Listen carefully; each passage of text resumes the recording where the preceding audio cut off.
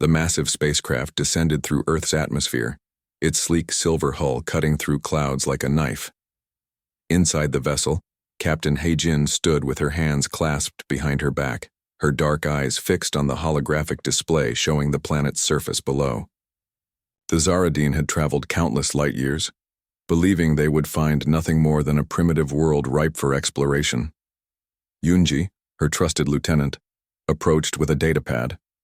Her fingers moved quickly across the screen, analyzing. Incoming planetary information.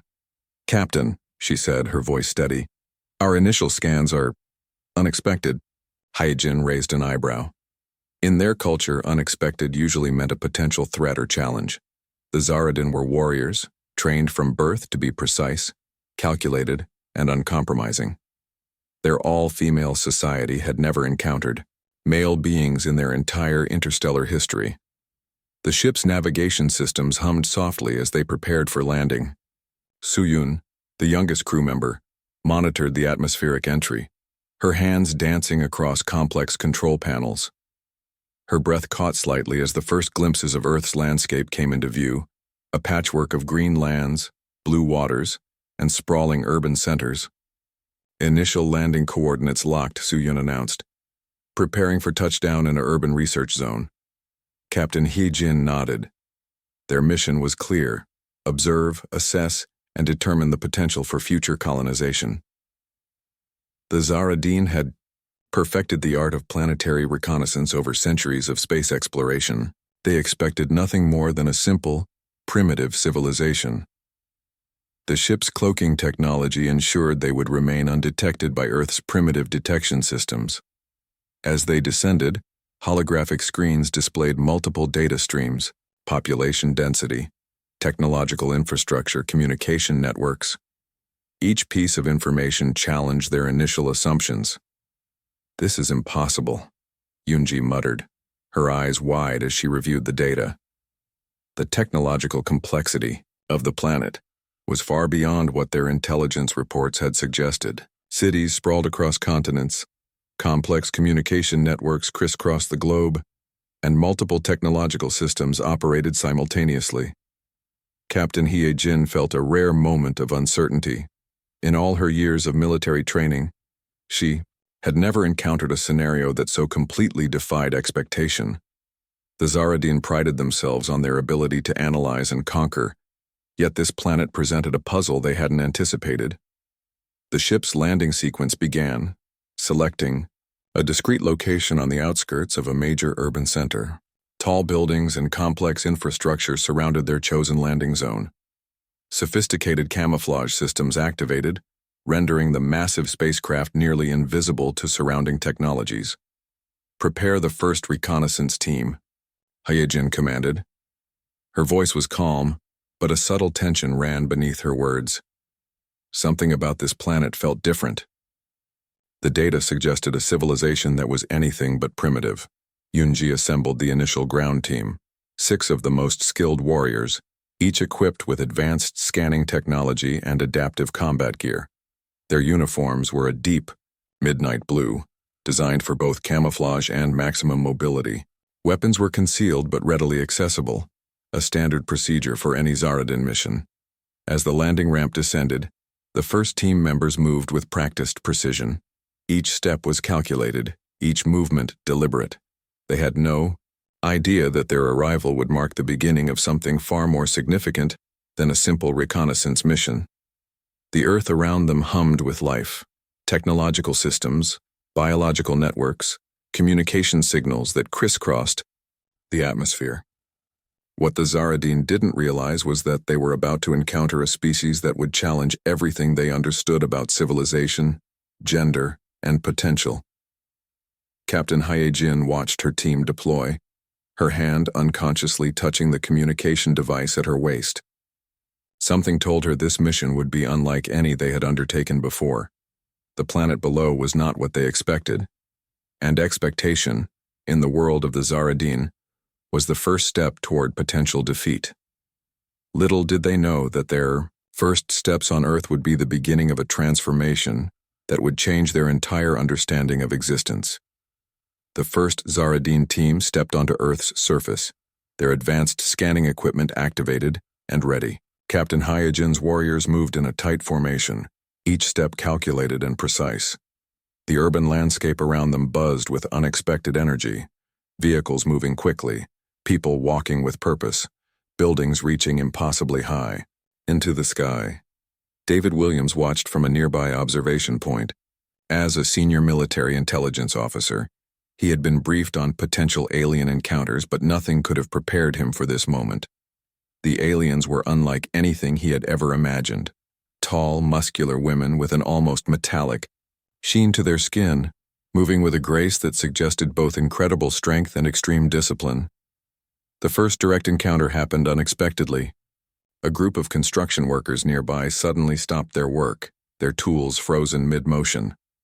Michael Rodriguez, a seasoned sergeant, was the first to react. His hand instinctively moved toward his weapon, but something held him back, a sense of curiosity that overcame immediate fear. One of the Zaradin warriors, Lieutenant Yunji, turned her head sharply. Her advanced sensory equipment picked up the human presence before her eyes could confirm it. The humans were different from what their initial scans had suggested, more complex, more varied in their movements and appearances. Hold position. Hyojin commanded her team in their native language, but her eyes betrayed a growing sense of confusion.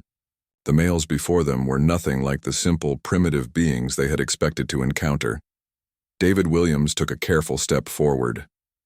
His military training screamed caution, but his scientific curiosity pushed him to approach. The aliens, noticed immediately, their entire team shifting into a defensive formation that was both beautiful and terrifying to watch. Michael Rodriguez spoke first, his voice clear and steady.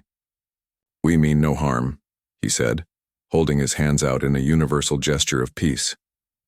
The translation device on the Zaradin team immediately converted his words, causing a visible reaction among the alien warriors.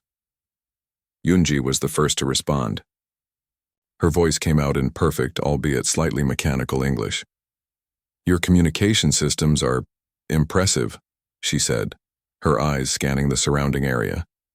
The human males looked nothing like the weak, simple creatures the Zaradin had anticipated. The construction workers began to move again, but more slowly. Some looked terrified, others looked fascinated. A young worker named Tom dropped his hammer, the metal clanging against the concrete ground. The sound seemed to startle the alien warriors, who moved with lightning-fast reflexes. "Interesting," Hyojin muttered, more to herself than to her team. The human males displayed a complexity of movement and emotion that their extensive research had not prepared them for. They were not just biological entities. They were dynamic, unpredictable. David took another step forward. "Welcome to Earth," he said, knowing how inadequate those words sounded in the face of this extraordinary moment. The tension was palpable. Years of military training had prepared the Zaradin for conflict, for conquest, but nothing had prepared them for this, a species that seemed to defy their every expectation. The human males stood their ground, showing a mixture of fear and curiosity that was completely alien to the Zaradin understanding of conflict. Michael Rodriguez noticed something first, the way the alien warriors moved, the subtle communications between them, the complex social structure that was visible even in this brief encounter. They were soldiers, yes, but they were also something more. As the minutes passed, an unspoken understanding began to form. This was not going to be a simple mission of conquest. This was going to be something far more complex, far more interesting. Hyojin realized something in that moment that would change everything. These humans were not a species to be conquered. They were a species to be understood. The first encounter lasted only minutes, but it would become a moment that would change two civilizations forever. Neither the Zaradin nor the humans had any idea of the profound transformation that was about to begin. The days following the initial encounter became a complex dance of curiosity and caution. Yunji and her team found themselves in a research facility, surrounded by human experts who seemed equally fascinated by the alien visitors. The Zaradin had always believed their society was perfect, a well-oiled machine of female warriors and leaders. But Earth was proving to be something entirely different. Sergeant Park watched carefully as the alien team tried to understand human social dynamics. They were particularly confused by simple interactions, how men and women worked, together how families functioned, how emotions played a role in decision-making. In the Zaradine world, everything was logical and structured. Here, everything seemed beautifully chaotic.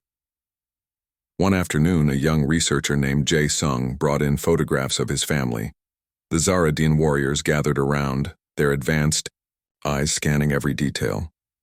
They saw something they had never experienced before. A father playing with children, parents supporting each other, complex emotional bonds that went beyond simple survival. In our world, Yoonji explained to Sergeant Park, we are born, trained, and serve our collective purpose. But here, humans seem to find purpose in connection. The most shocking revelation came during a military training demonstration. Human soldiers showed how different genders work together, not as separate units but as integrated teams. The Zaradine watched in complete amazement as men and women communicated, supported, and protected each other with an intuition that seemed almost magical. Michael Rodriguez led a demonstration of team dynamics. He explained how human strength came from understanding, from empathy, from the ability to connect emotionally and strategically. The Zaradine warriors took notes, their entire understanding of warfare being challenged with each passing moment. Captain Hye-jin found herself most intrigued by human art and music. In their demonstrations, she saw something revolutionary. Emotions were not a weakness but a strength. Humans expressed pain, joy, love, and anger as powerful forms of communication. This was completely opposite to the Zaradine approach of emotional suppression. During a cultural exchange, a human musician played a traditional Korean folk song. The melody was simple, but it carried centuries of human experience. Hyunji felt something she had never experienced before, a deep, inexplicable emotional response that went beyond logical understanding. The Zaradine researchers began to realize that human males were not simple or weak. They were complex beings, capable of incredible strength, deep emotions, and remarkable adaptability. Their social structures were not primitive. They were incredibly sophisticated in ways the aliens had never imagined.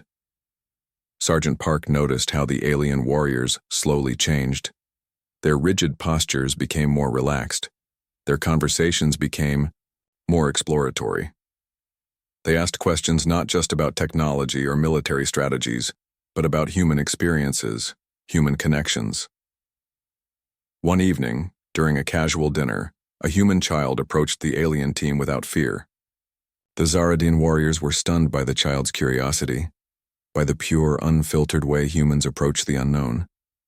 It was a moment that challenged everything they understood about interaction and fear. We were wrong, Hye-jin admitted quietly, to her team. Completely and totally wrong about humans. The cultural revelation was more than just an intellectual discovery. It was a fundamental transformation of their understanding of existence. The Zaradine had traveled across galaxies, conquered numerous planets, but they had never truly understood the power of diversity, of emotional intelligence, of connection. As the days passed, the line between alien and human began to blur. They were no longer just studying each other. They were learning from each other. The Zaradine saw humans not as a potential conquest, but as potential partners in understanding the complex universe around them. Something remarkable was happening. Two completely different civilizations were discovering that their differences were not barriers but bridges to a deeper, more profound understanding of life itself. The cultural revelation had begun, and nothing would ever be the same again. The tension erupted without warning. A global security threat emerged, a massive cyber attack that threatened multiple international systems. The Zaradine found themselves unexpectedly thrust into a real-world crisis alongside human military forces. Captain Hye-jin watched as human military teams mobilized with a precision that shocked her previous assumptions. Michael Rodriguez coordinated multiple international units with a complexity that defied traditional warfare strategies. Male and female soldiers worked together seamlessly, each compensating for the other's potential weaknesses. The cyber attack targeted critical infrastructure, power grids, communication networks, financial systems. Within minutes, entire cities faced potential blackout. The human response was immediate and coordinated. Zaradin warriors who had previously believed in their technological superiority now watched in absolute amazement. Lieutenant Yunji discovered something profound during the crisis. Human problem-solving wasn't about individual strength, but collective intelligence. Military teams broke traditional combat protocols, using creativity and adaptive thinking that no standard military training could predict. Sergeant Park demonstrated a tactical approach that completely bewildered the Zaradin observers. He used unconventional communication methods, creating temporary networks using personal devices, civilian infrastructure, and improvised communication channels. The aliens realized this was not just a military operation, it was a nationwide, collaborative effort. The cyber attackers remained anonymous, striking from multiple global locations. Human response teams worked in shifts, with different units covering each other's operational gaps. Male analysts provided strategic calculations. Female commanders made critical real-time decisions. The gender collaboration was seamless and powerful. Hyjin watched a young female technical specialist work alongside male security experts. They communicated with minimal verbal interaction, understanding each other's movements and intentions instantly. This was not just teamwork. This was a complex, almost instinctive collaboration that the Zaradin had never witnessed. As hours passed, human teams gradually contained the cyber threat. They didn't just defend. They counterattacked, tracing digital footprints, creating defensive algorithms, and neutralizing potential future threats. The Zaradin warriors took extensive notes, their understanding of warfare being completely reconstructed. Michael Rodriguez noticed the alien team's intense observation. During a brief moment of calm, he approached Captain Hyjin. "We're not just fighting," he explained. "We're solving a problem together." Those words echoed deeply with the Zaradin team. Their entire civilization was built on hierarchical structures and rigid protocols. Humans demonstrated something different: adaptability, collective intelligence, emotional resilience. The cyber attack revealed more than just technological capabilities. It exposed the human capacity to unite, to overcome challenges through cooperation rather than pure military might. The Zaradin warriors saw vulnerability not as a weakness, but as a strength that allowed for rapid adaptation. Communication networks that seemed chaotic actually revealed a complex, intelligent design. Individual human units might appear disorganized, but they moved with a collective intelligence that was breathtaking to observe. By the operation's conclusion, the human teams had not just defended their systems, they had transformed the very nature of the threat. The Zaradin warriors understood something profound. Human strength was not about individual power, but collective potential. Captain Hyjin looked at her team. Their previous mission of potential conquest now seemed ridiculous. These humans were not a civilization to be conquered. They were a civilization to be understood, perhaps even respected. As night fell, and systems were restored, the Zaradin team realized their entire understanding of warfare, cooperation, and civilization had been fundamentally transformed.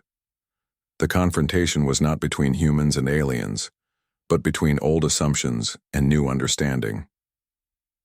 Something significant had changed, and neither civilization would ever be the same again. The confrontation had revealed a truth more powerful than any technological weapon.